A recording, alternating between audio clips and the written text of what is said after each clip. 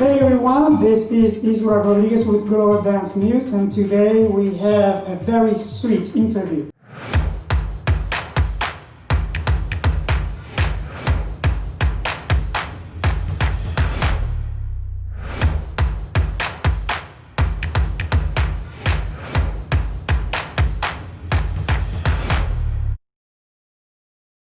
Principal dancer at Houston Ballet, Yuriko Kajiya is a dancer who has so much to tell even though she's very young. During her interview, I noticed how much passion she has for what she does and how humble she is. Thank you guys for joining me again, and I welcome to Global Dance News, Yuriko Kajiya. Yuriko, thank you once again to give me the great opportunity to interview you in Global Dance News. Welcome again. Oh, my pleasure. I'm happy to do the interview again. Actually, we say again is because this interview was already done, and then something happened that we have to do it again. And as you can see, Yuriko is such an amazing human being that she took the time to actually give me an interview again. So thank you so much.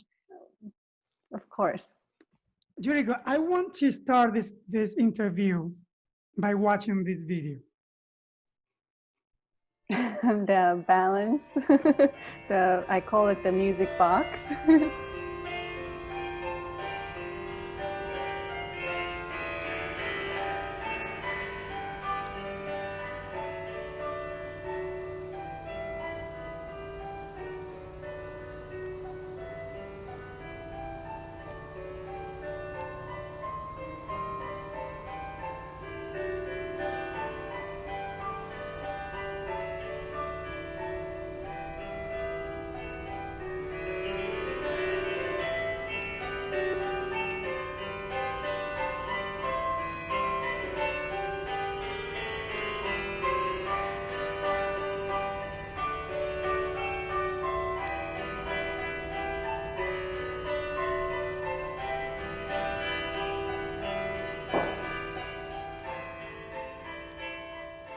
So tell me something, and the question is very simple.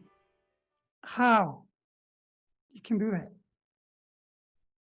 How? Well, I think it was just the perfect thing that I could work on and practice while we are all staying at home and we couldn't be in the studio. If I was in a big studio, I probably wouldn't be practicing this because you would have a space to move around and do big jumps. But now we are all dancing at home, and balancing in one place was I think was a natural thing to do since it doesn't require a lot of space. Are you prepared to do the same on stage in a real performance? I don't know if I can do that on stage. What do you think would be the difference? Having a big space definitely puts you on a different balance mentally also, because even just doing a rosa adagio balance on stage is so different than balancing in a studio. Just because having a big space, it puts you, you have a feeling of a little bit of like when you go on a roller coaster and when it goes down, you have that feeling of your stomach is up in the air. You have that feeling just because you're nerve and you have more energy and it's hard to calm yourself down.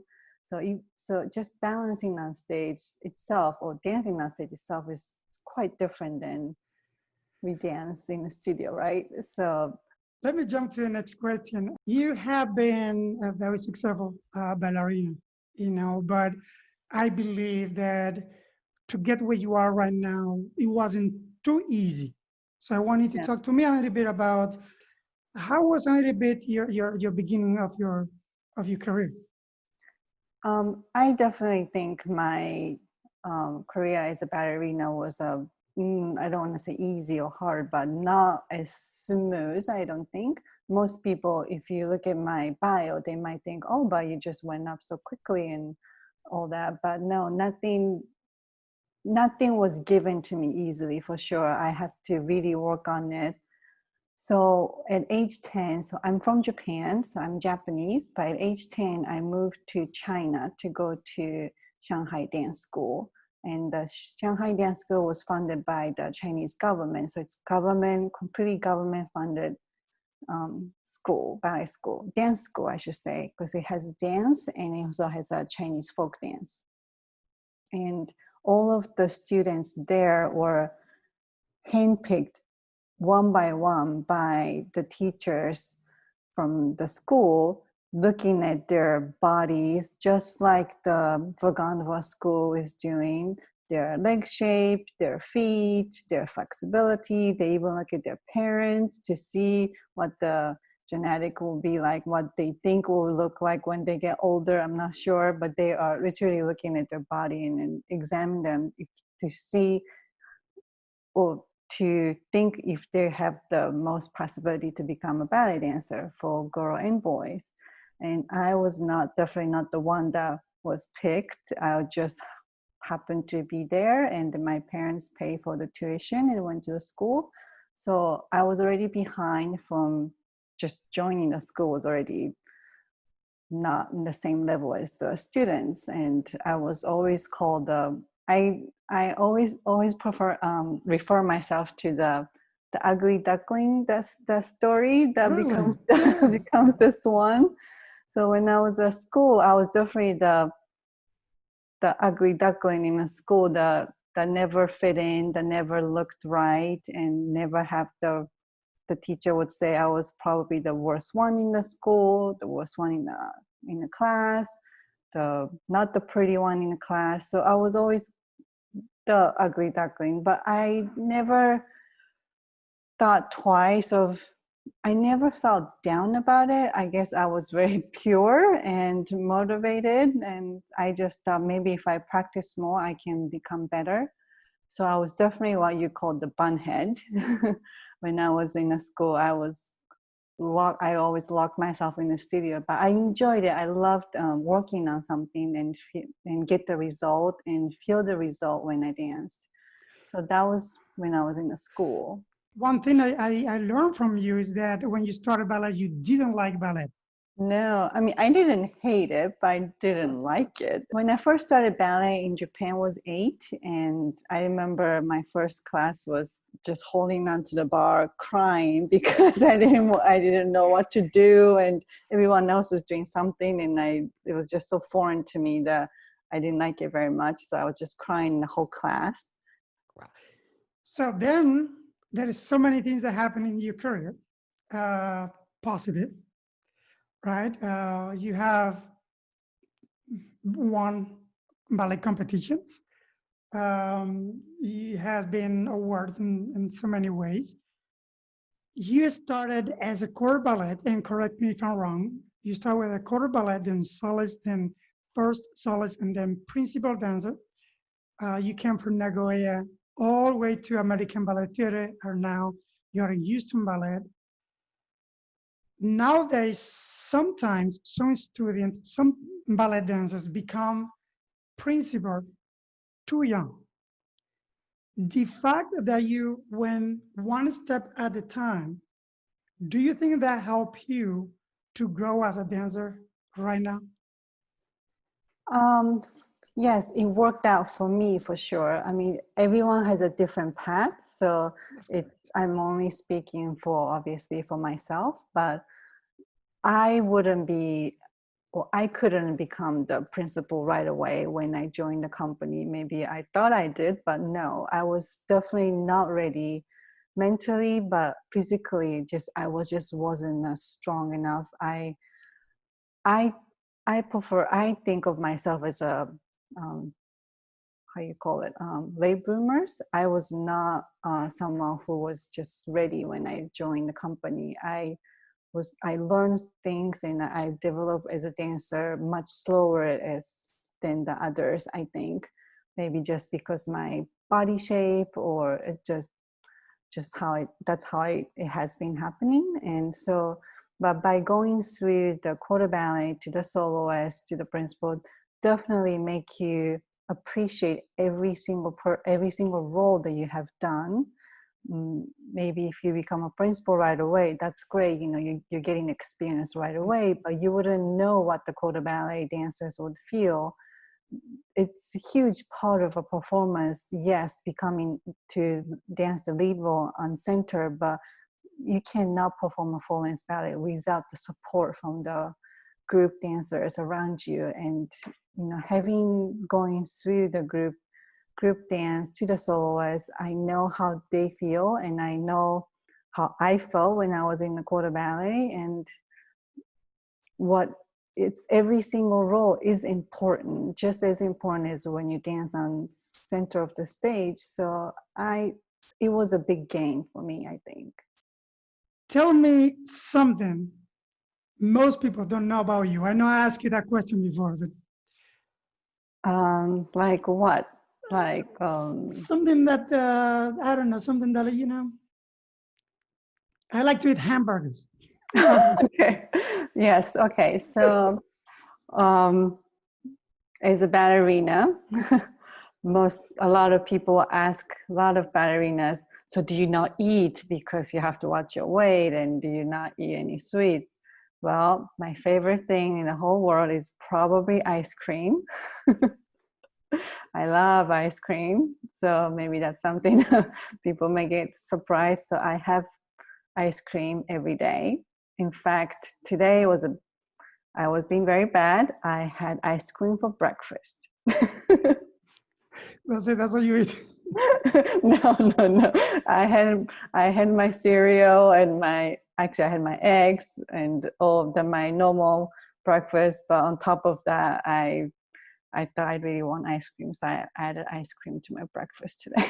Let me ask you, hey, Yuriko, what do you eat today? No, I haven't eaten anything. No lunch, nothing. So what do you eat? 3 packets of ice cream. No, I don't do that. I'm just kidding. Tell me this. What was the most valuable lesson a teacher or a director taught you as a dancer that you can tell me that can translate to young dancers right now?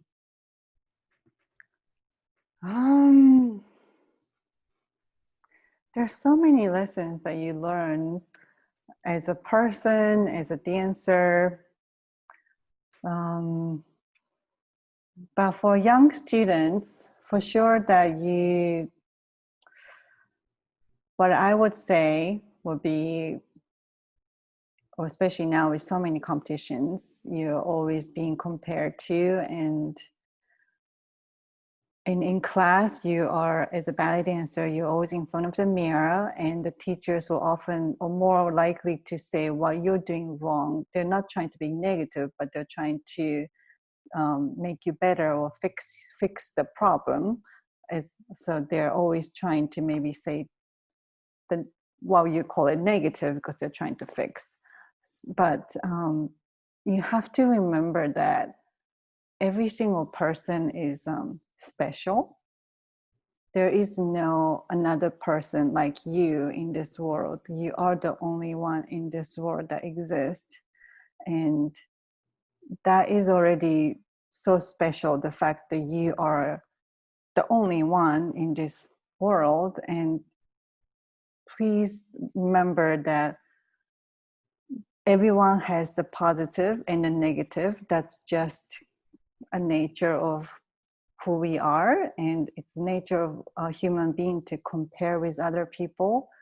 But everyone is special, and remember how special you are, and find the positive, and to become who you are and how special you are. And I think that's very important. How important is for a dancer? I think for a human being, but for a dancer in this case, to be self-confident. And are you a self-confidence person? Well, I think it's important that you have to have a certain amount of self-confidence, but you also have to be very humble. You can't just be confident, and which means if that goes over, it becomes cocky, can look cocky.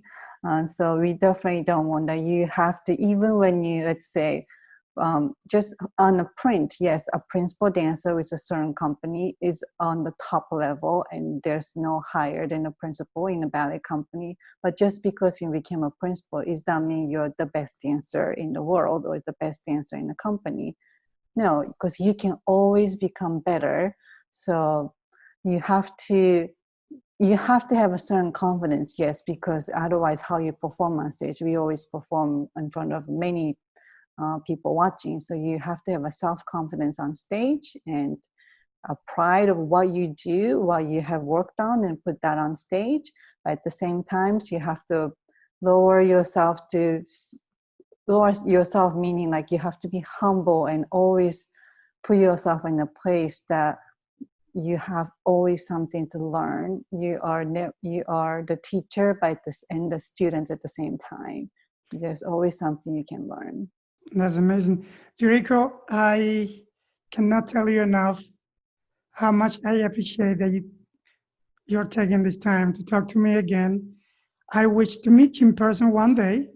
Yes. I hope to see you soon. And once all this coronavirus passed, and I can invite you to my studio to have a one-on-one interview about what is new in your career and everything, I hope you can come back to my studio and have another interview. I would love to. Thank you so much for being here again, and be blessed. And I hope to see you again. Thank you. See you soon. Not in another interview. Yes. All right. Thank you so much, Yuriko. No, thank you for having me. Oh, thank you. Bye-bye. Bye. Hey guys, before you leave, I want to thank everyone who has been supporting me on this channel, and also for those who have been watching the video. I just noticed that most of my viewers are not subscribers yet. So if you are new on this channel, please consider subscribing so you don't miss my next video. So like I always said, be blessed, be safe, and I will see you in the next episode.